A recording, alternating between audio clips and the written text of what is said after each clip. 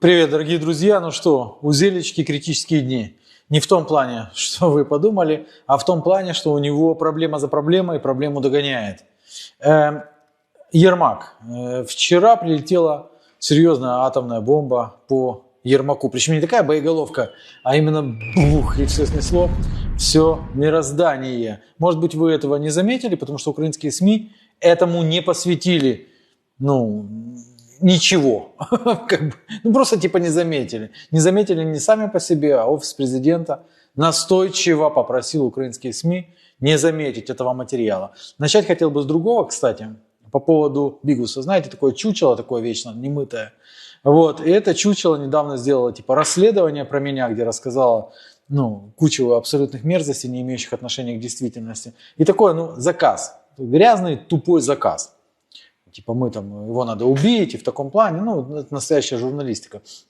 Замечу, что этого ублюдка спонсировало, во всяком случае до недавнего времени, европейское сообщество в лице Еврокомиссии. Мы с этим еще разберемся. Так вот, Бигуса обнаружили, что это сексот просто, что он работает на СБУ.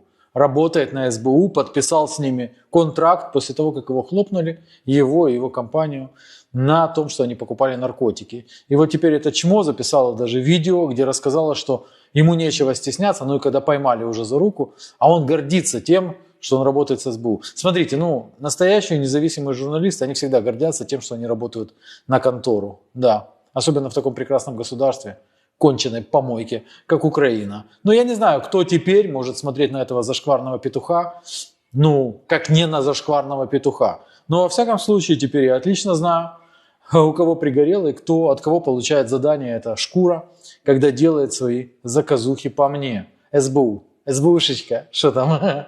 Волнуетесь, да? Свиньи тупые и дети колхозных шлюх, напомню. Итак, Ермак. По Ермаку уже прилетало недавно. А именно, еще в апреле The Economist писала о том, что властные полномочия в Украине концентрируются в руках узкой группы лиц на Банковой из числа невыборных чиновников. Да, на самом деле, за тех, кто рулит страной из офиса президента, никто ведь не голосовал. Их просто взяли из дружбанов и из лояльных типов всяких. Иногда с помоек набрали тоже пару облезлых котов, но эффективность их, в принципе, такая же, помоечная, нулевая. А есть несколько людей толковых, но со знаком минус. Это плохие люди, при этом они, конечно, с головой. Так вот, Ермак это вообще уникальный типок.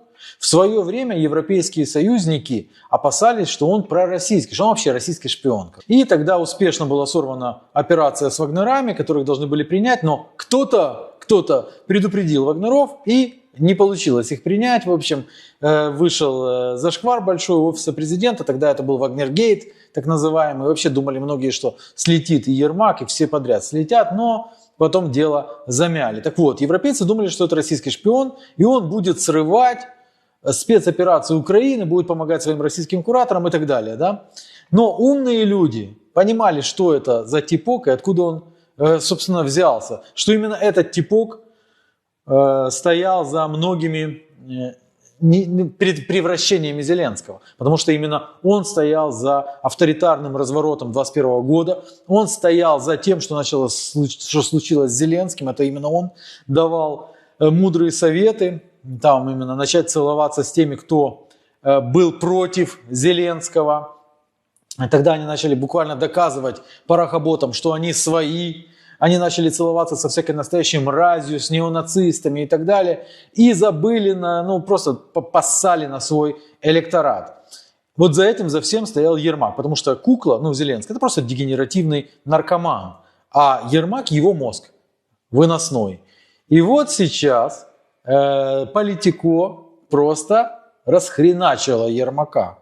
Расхреначило. Была уже статья большая в Политико о загадке кукловода Ермака. Говорили, что по уровню влияния он уже может стать равным Зеленскому, курирует и внутренний, и внешний курс государства. Журналисты прошлись по его прошлому, он был вышибалой в клубе там, в каком-то, потом в магазине там работал, типа элитной одежды, где там снюхался с какими-то типами, типа модными, которые покупали себе трусы Дольче Габбана, вот. И впоследствии что он начал делать? Он начал выживать из офиса президента всех тех, кто был плюс-минус яркими личностями. Вот кто начинал сильно залупаться, кто начинал лезть в телевизор, кто начинал отсвечивать, Ермак того...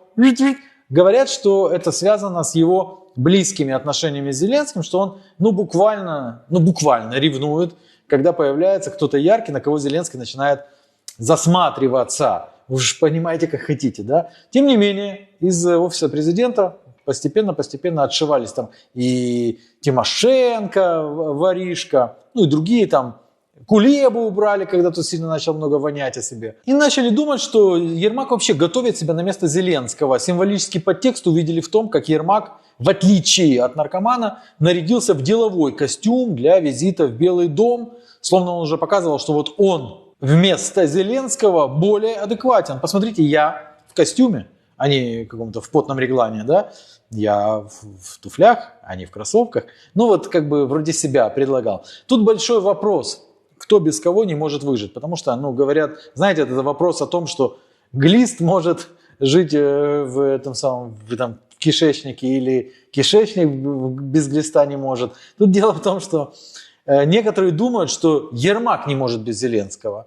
Я думаю, что Зеленский не может без Ермака, к примеру. Его не всегда включают в соцопросы, боятся, что старший приревнует. Но когда там появляется Ермак, то создается впечатление, что люди вообще не знают, кто это такой. То есть мудрый народ даже не знает, кто им правит на самом деле. И впоследствии пробивается реальный уровень поддержки вообще офиса президента. Тут, кстати, интересно, потому что я упоминал вам про вице-премьера Чернышова, который сбежал. Я рассказывал, что Чернышов и Зеленский были очень близки, да. Так вот, говорят, что это именно Чернышов постоянно гнал на Ермака Зеленскому, что тот козел, тот не подготовил тебе встречу, тот не сделал то, тот не сделал это. И именно Чернышов начал приносить Зеленскому реальные закрытые соцопросы, по которым выходило, что Зеленского и компанию все ненавидят. А Ермак же, в свою очередь, приносит Зеленскому только то, что тому нравится. Он понимает, что кукла тупая, и поэтому кукле это хорошо. Он приносит 74% поддержки. Зеленский щеки надул, как хомяк, и у меня 74% поддержки, а Чернышов приносил другие. Чернышов коррупционер и подлец, я не об этом говорю. Просто он приносил для того, чтобы замочить Ермака, говорит, ситуация совсем другая. И поэтому Ермак начал натравливать на него всевозможные службы. Интересная движуха происходит в офисе президента. Согласитесь. Но оказалось, что это был не последний удар Политико, а вышла именно статья вчера, и эта статья значимая. Ермака просто растерзали. И это очень не вовремя для него. И, собственно, по Зеленскому тоже это бьет. Почему это не вовремя для него? Потому что Зеленский обвиняет именно Ермака в том, что у него просто крах на внешних полях сношений. Потому его сношают в основном, но в другом плане ничего не получается. Вот в чем дело. И он это Ермак, он винил Ермака, что тот не подготовил встречу в овальном кабинете, что тот, и сейчас Зеленским подтерлись в Канаде, Трамп в частности. И Зеленский затаил на Ермака некоторую грубость. И тут хлоп, выходит этот материал. Говорят, Ермак находится в бешенстве, ходит по потолку, нервничает, кричит, что надо увольнять посла Маркарову, что это с ее подачи вышел этот материал. Не знаю, почему он так решил. Но в статье, в общем-то, обнаружилось, что он совершенно не разбирается в американском политическом истеблишменте, слишком требователен, а потом еще ему передавать Зеленскому искаженную позицию Вашингтона. То есть он ему доносит то, что тот хочет слышать. И он говорит, у нас двухпартийная поддержка, Вова, не волнуйся. Оказывается, на самом деле Ермак является двухпартийным раздражителем. По словам бывшего высокопоставленного чиновника администрации Байдена и 3 других людей, знакомых с отношением США и Украины в то время, чиновники администрации Байдена также были разочарованы действиями Ермака. Однако им в значительной степени удалось сдержать свое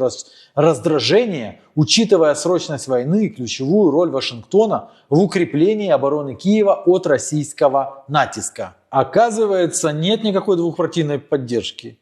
Есть двухпартийный раздражитель, и этим раздражителем является Ермак. И это началось не вчера. И нельзя сказать, вот новая администрация Трампа, они там все малохольные, поэтому они Ермака не любят. Нет.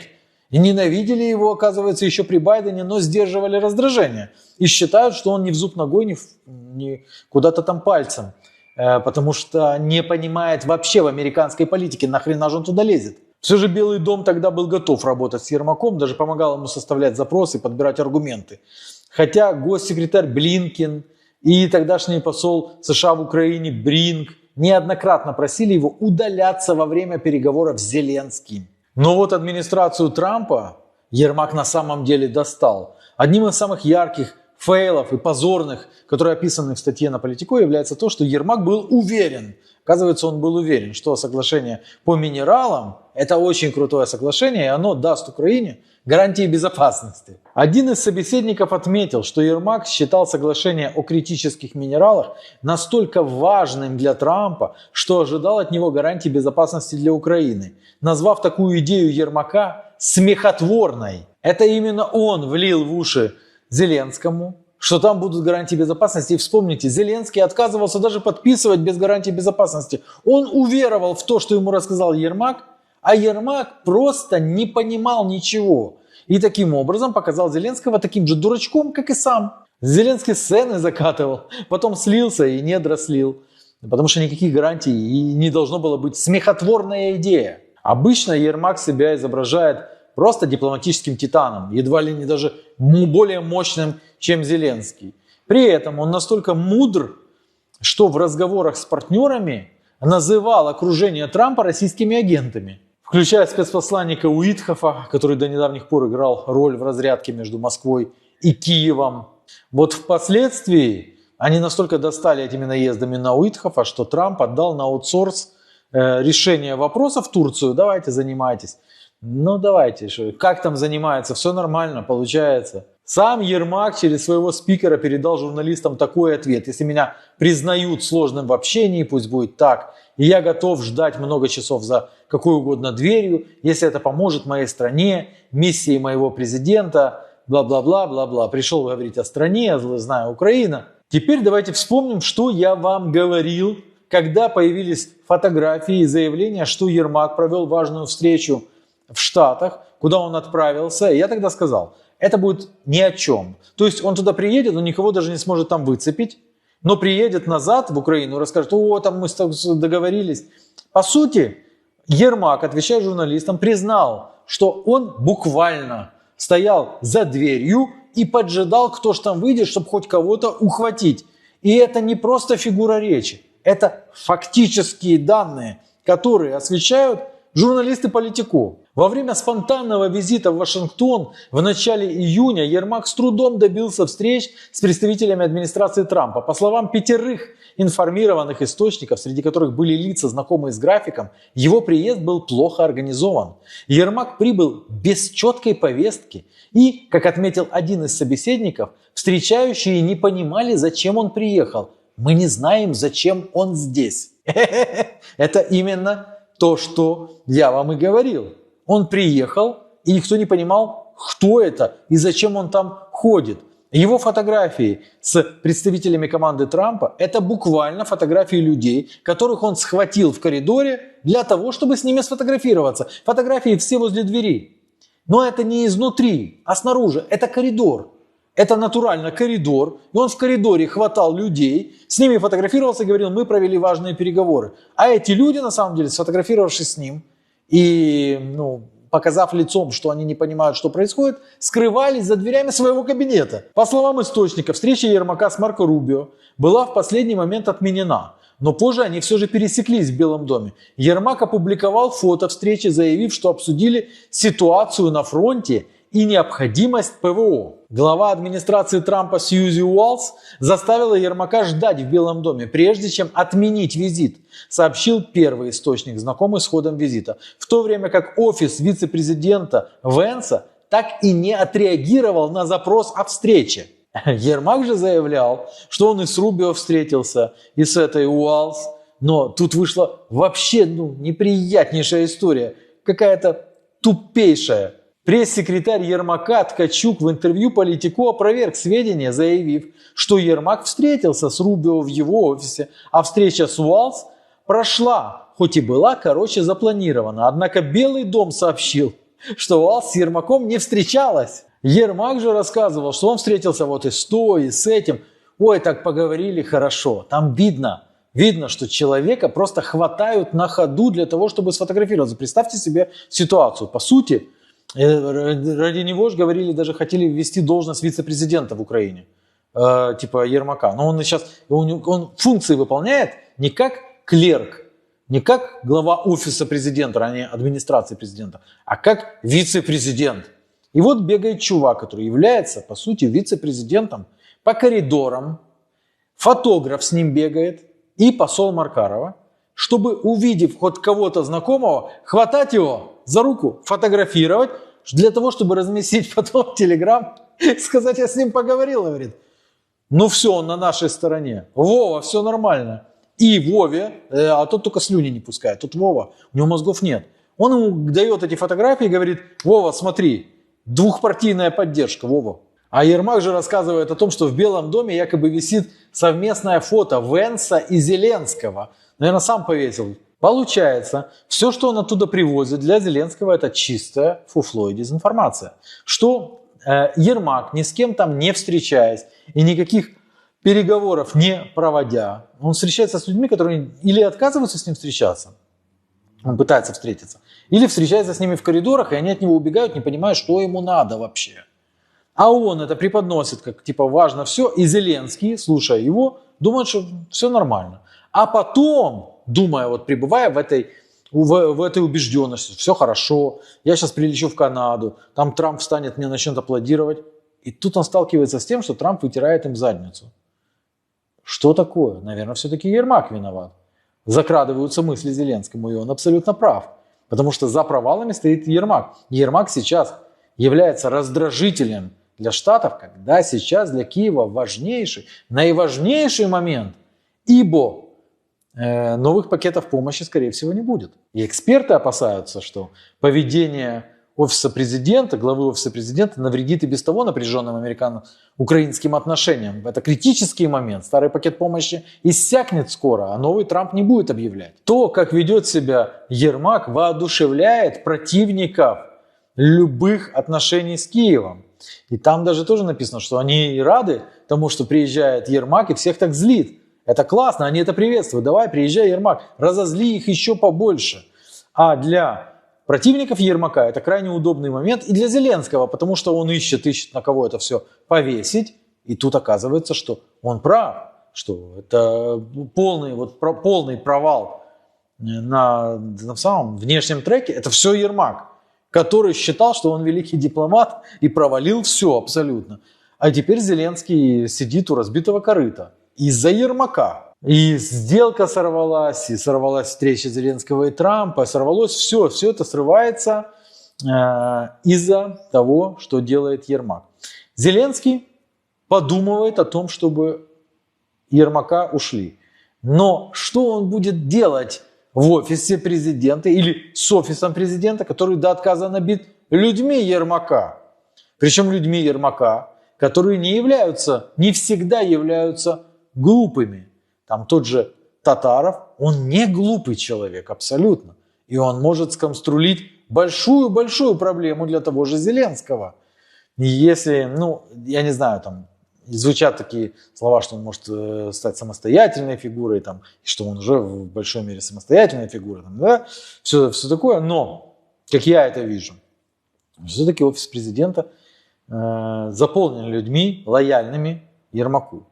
И внутренняя борьба продолжается и обостряется. Если бы мы могли знать все ее детали, а я стараюсь это узнавать, то мы бы, наверное, вообще бы ахнули. Там все против всех. И когда мне говорят, вот недавно друг говорил, что это народ может снести все-таки эту власть, я это всегда ставлю под большое сомнение. Мне кажется, вот эта вот внутренняя борьба может уничтожить все изнутри. Это, знаете, как везешь кому-то бомбу, а она раз и взорвалась в твоей собственной машине. Вот это, мне кажется, та же самая история, когда бомба рванет просто в самом офисе президента. Конечно, условная бомба. Хотя то, какая у них борьба сейчас, ну, кто его знает, как говорится. Наблюдаем дальше, дорогие друзья. Это очень интересно.